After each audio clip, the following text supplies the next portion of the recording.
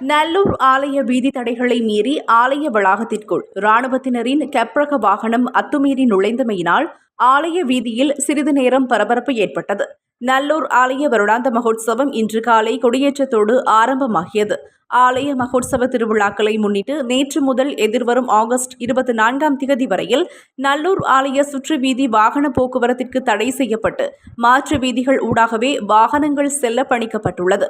இந்த நிலையில் கொடியேற்ற திருவிழா நடைபெற்றுக் கொண்டிருந்த போது ஆலய சுற்று வீதிகளில் உள்ள வீதி தடைகளை தாண்டி இராணுவத்தினர் கெப்ரக வாகனத்தில் ஆலய முன்வீதி வரை பிரவேசித்துள்ளனர்.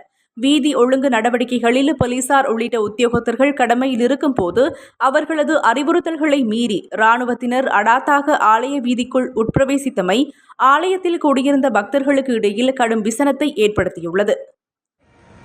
என்ன